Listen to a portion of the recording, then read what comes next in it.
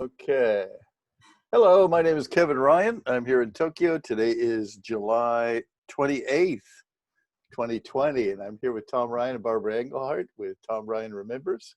And today we're going to do part 2 of trailers and camping. So we start off with the end of the first camper and move on. We've moved up in the world to a second camper, a Layton, correct? That's right. The second one was a big improvement over the first one. We learned a lot with that first trip to Yellowstone, and now we were ready to go big time. Grandma came to live with us, Grandma Halterman, Marilyn's mother, and she helped buy this Layton trailer because we had bought a new car. We had payments for that, and we were pretty broke, but Marilyn would work once in a while. They were so short of nurses that she could work anytime she would call them up, and they needed help.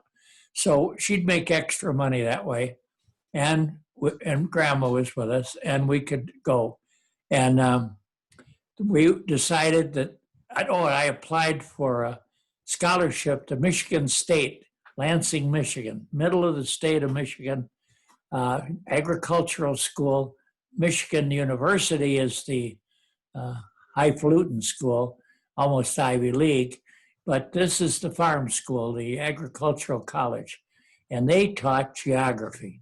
And I had wonderful summer learning about geography, and I taught it the rest of my career from 64 to for another 20 years and enjoyed that immensely.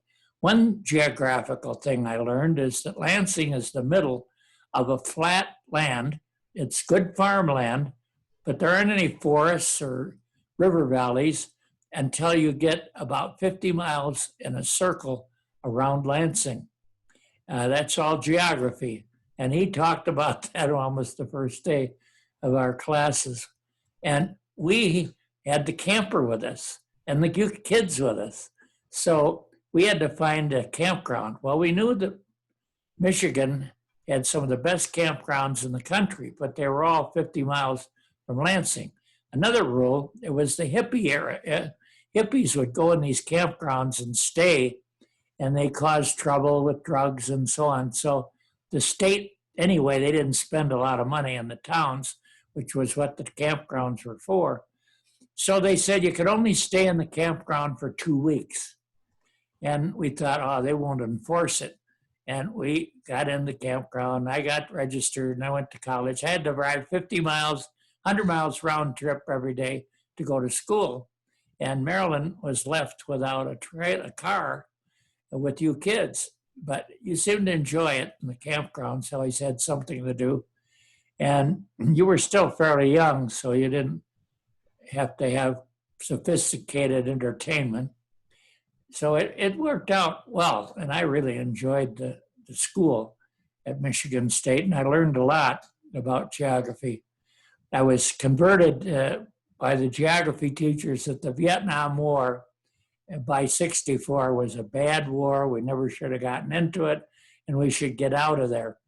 And so I at first, I backed going into Vietnam. And they convinced me that was a big mistake, among other things. I learned a lot of things there at Michigan State, academically, I mean. And you kids had a good time, but every 2 weeks, the ranger would come and knock on our door, and you've got to leave. So then we'd go to another one, but they were all 50 miles away, but we were there for about 6 weeks or 8 weeks, and each 2 weeks we had to move. Well, that, gave you kids some new variety, Maryland too. And you used to play in sandboxes, and you had G.I. Joes, and you would play games with them. I think that was the year we said that you could only take a shoebox full of toys. That was the limit because the car was not big enough to take anything more than that. And so you had to choose and decide what you wanted to get into that shoebox. And out at the last minute, where the engine was going, ready to go, where's where's Ginger? Oh, she's coming out the door right now. And she had this big stuffed toy that was as big as she was. And she wanted to take that along. What was the name of it? I can't remember now. I don't know. It was Or some name. It was And an elephant. she liked that toy. Elephant or something. She Ellie. brought it into the car, and you kids said, you did a shoebox, and you were really upset. And I said, well, I knew I wasn't going to have a big scene over. And she was only like 6 years old. So, yeah, you could keep it. No, you kids were mad. That wasn't fair. That wasn't fair. That was a hard decision for me to make, but I did. And away we went. We were on our way to Michigan. And so we didn't travel far from Elgin to Michigan, but we had to move every 2 weeks. But it was a good way to test the trailer. And we fixed it up so you kids would all sleep in the trailer with Grandma. And Marilyn and I slept outside in a tent and with sleeping bags and a blow-up mattress. And so that way there was more room and for all your stuff in the trailer. So that Layton had 2 doors on it. So you could, and it had a toilet and it had a shower. And you notice there's a bed up high in the 2nd story. And I think you boys that was me and Dan, and sleep. And you could look out the window. We'd never let you ride in it while we were driving down the highway. But you had a window there. You could look out and see what was going on down below. So that was a very nice trailer. And we had an engine that was strong enough and air conditioning in the car. Yeah, but sorry, when we got into a campground, it was hard to get it set up with the corners, and it had to be leveled and taking it off the hitch and all of that stuff. That was and then hooking up the water and the electricity and the honey bucket. Yes. Yeah, it had a tank on it that kept the sewage, and then periodically you would have to dump the sewage, and we had a hose, and you had to be careful. The hose was on right and everything, and it would dump into a place at the campground. Some of them had those places to store the sewage right at the campsite, but not many. So we had to dump it every time we left the campground and dried off with an empty sewage container. But it was nice not to have a outdoor outhouse to go in. And but each of us, when we got into the campground, each of us had a different job. Like yeah, right. We all jumped out of the car, and everybody had to go to the 4 corners of the trailer and hook up something or do it. They had a job to do. And Kevin, being the biggest, he had the job of cranking up the trailer on the front. Yeah. So if you crank that up, then it would come off the car, and then the car could drive away, and we could drive around in the car and get groceries and so on without taking the trailer with us everywhere we went.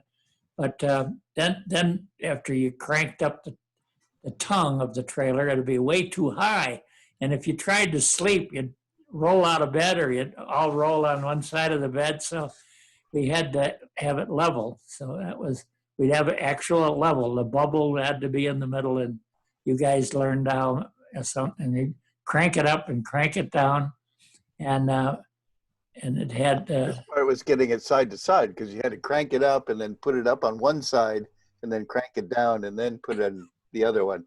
Just to get all 4 corners right. Yeah.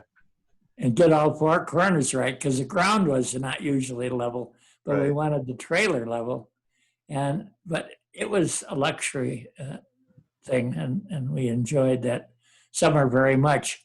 And then we decided to go to Tennessee the next year, and Tennessee, Kentucky were the site of the TVA, Tennessee Valley Authority, and they took an area that was very poverty-stricken, hillbillies, uneducated, crude, poverty, and it was the most successful project of the New Deal.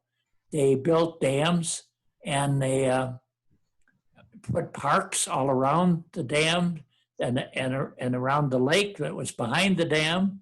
And they could even control mosquitoes in the campground. Mosquitoes are always something bad when you're camping. You couldn't get away from them. And but there, they could make the lake go up and down by 2 inches. And it seems that mosquitoes would have larvae that they would lay into the water when it was about 2 inches deep. And then at one point they would mature and they'd float to the top and turn into a mosquito. And then they'd go attack all the campers. So they had this all figured out with the dam. They could make the water level go down by letting more water go through the dam. And then all of the larvae would die. And then they'd pump it after a couple of weeks, they'd pump it back up again. And they made the water go up and down. And we didn't have any mosquitoes. That's it was great. all science. And the floods ended and the farmers prospered and they had water for irrigation and hydroelectric power that was very cheap. Hydroelectric power is much cheaper than coal power and of course better on the environment. Can you talk? So they low-priced hydroelectric power brought industry to this area that never had industry before. And they got so prosperous that the people who had left the state, young men especially, left the state to find work in Detroit, and when we went down there, they had billboards with the Kentucky colonel with his arm around this young man, and he said, "Welcome home, son," and the big billboard. The boys are coming home because now they could work in their hometown, and they were making money. In fact, they made so much money, they started voting Republican. And so those states are all solidly Republican now, but their prosperity came from a Democratic TBA project. And I wanted to see those dams. And we'd go around from one campground to the other, and each one had a dam. And I wanted to inspect the dam. And you kids complained. They all looked alike to you. And you said, no more dams. No more dams. And we went on. But we spent a lot of time, and it was beautiful. And we enjoyed that trip very much. Well, can you also talk about one of the other reasons we went to look at? Here's the PACE office in Appalachia, PACE, and Yes. that's a Christian volunteer effort. And can you talk about that? Yes, we belonged to Church of the Brethren, and they recommended that we look up this place. And I had a sabbatical coming, and that we could spend the sabbatical there with the whole family, and it'd be quite an experience. You kids would go to school there, and we would do some helping project that we'd learn a lot about these people in Appalachia, way over on the other side of Tennessee, on the east side, where the Appalachian Mountains were. And the Brethren had this helping center to help the people get better services and learn about things. And at first we thought it was kind of a dream thing, that we'd be like missionaries in our own country.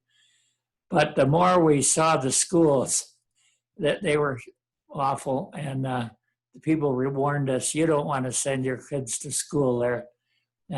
One thing, they'll be picked on because they're not from here, they're foreigners. And so we gave up that whole idea, but we did a lot of searching and talking to people about the missions there. And you decided to go to Boulder instead, which was right. We decided, and that was a good choice because all of us loved Boulder, and you had wonderful schools there that offered you opportunities that you wouldn't even have in Elgin. So it was a good choice, but it was an interesting exploration. And I thought, if we were didn't have kids and it was just the two of us, I think we might have spent the year there in Appalachia. It would have been a great learning experience for Marilyn with her nursing, and I would be teaching, but it didn't work out. So, but we did go around Tennessee, and uh, the brethren were pretty strong in Appalachia.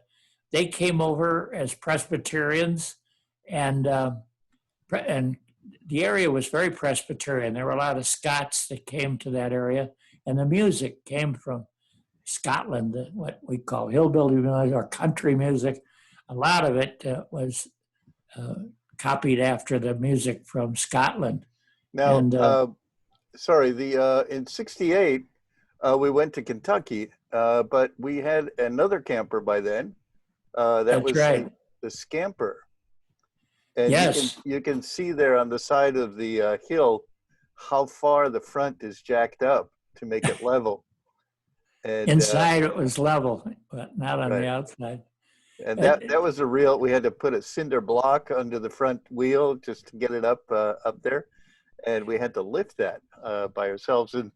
And but this trailer is much lighter and easier. It folded down so that it didn't. Oh yeah, it was the ultimate in lightness and strength and power. And we had a tarp on the side of the trailer you can see there, and you could put a picnic table under the tarp and it would be protected at least from rain.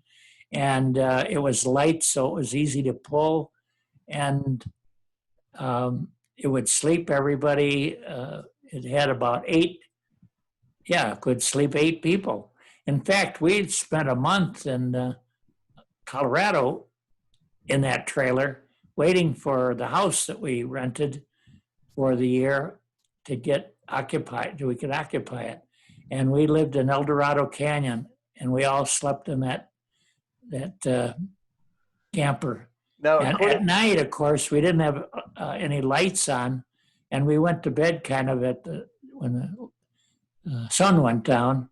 And you kids would lay in bed, and we'd tell stories, and it was amazing because it was pitch dark in there, and Grandma and Marilyn and I were there, and we didn't say anything. We just let you guys talk, and you would tell things that happened at school without any compunction that you never had told us before. So it was, we were really close, very close, and enjoyed it. And there was a stream outside. Now that's the next. Now, according to the pictures, this is '65, and I don't know when we got the Layton, but this is from '65, and Yeah. in '66.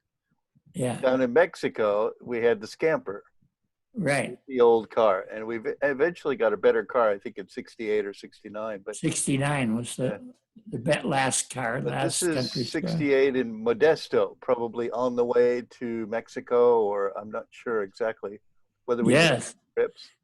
And We here with the Haltemans in '68, somewhere near our house in Chicago.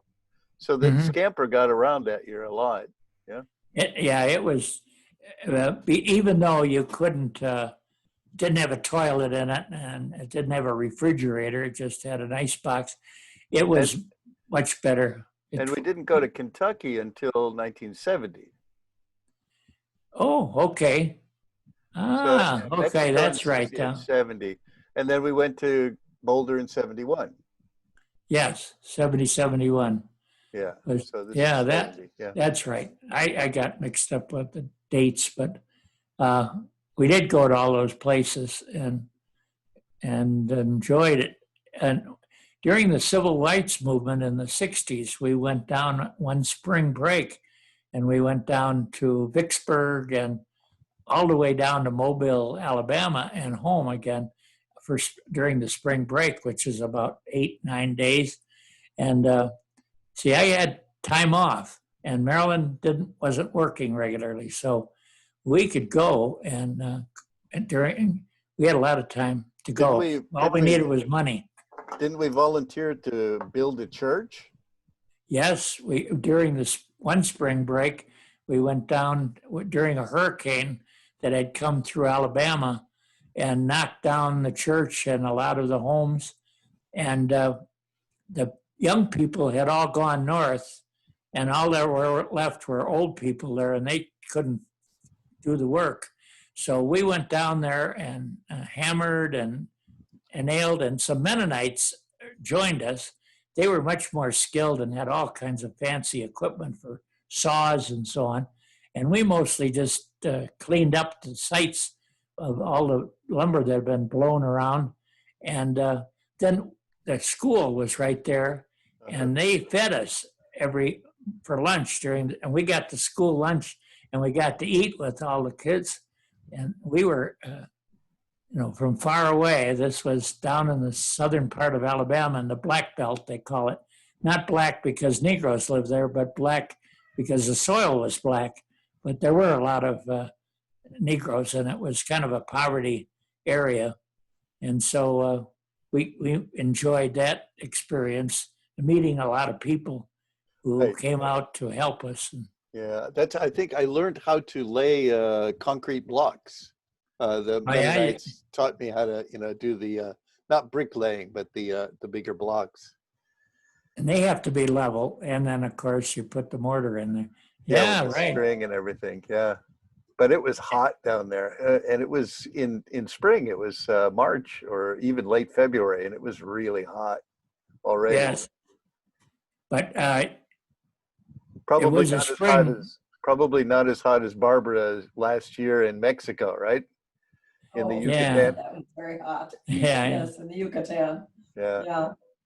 And, well, hey, listen, we're running on here, and I think, do you have any final thoughts about camping? I think it's wonderful, but we did it at the right time when your kids were small and young, and you were excited about everything we did and not fussy at all, and we had good time. And then, after the 70s, after we got back from Colorado, you were teenagers then, and you drifted away, and then pretty soon you left home, and we were all by ourselves. Well, I do remember that camping here, about from 1960 to 1980, about 20 years there. We did a lot of camping. I did remember in Lansing, you said that we had to move campgrounds every once in a while. And one of the campgrounds was just a big field with these tiny little trees, and it was just sun pouring down. And I can remember laying in the tent and reading the Powers Boys detective novels, kind of like the Hardy's brothers, but they were the Powers Boys. They were more scientific. And read the whole series. Yeah, Hardy Boys. Sure. I don't think they fit into the shoebox. And I think eventually you guys broke down, and we went into a bookstore and got the subsequent after I'd finished the first one. Give you something to do. That was the first time I'd ever read a whole book in one day, because I just stayed there for the whole day. Yeah, so now you were the oldest, of course, and you were more aware, I think, of a lot of what we were doing then. And you played with G.I. Joes and made up stories and acted them out with the. That was more like Oneonta earlier on, which was, I know, 65 or something like that. Yeah, we went up to New York, and that was in 68. We went to New York, and I got another scholarship for the summer, and you kids camped out with Marilyn, and I would go to school every day. So everybody was happy, though. I don't think, whenever we'd say, you want to go on another camping trip? Everybody'd say, yay, where are we going to go? So there wasn't any griping about it, or do I have to go, and so on. So I think everybody enjoyed it. Mm-hmm. It was a great time in our lives. And we were really together in those campers that had 4 double beds, and we all got in, 7 of us got in that every night in El Dorado Canyon here in Boulder, and every night on the road in Mexico too. And we went around the Glorietas in Mexico, and that's what they called a circle, traffic circle. We didn't have traffic circles in the United States, and that was quite an adventure. Yeah, with big side mirrors on. Yeah. Okay. Okay. Well, good. Thanks a lot. Yeah, there we go.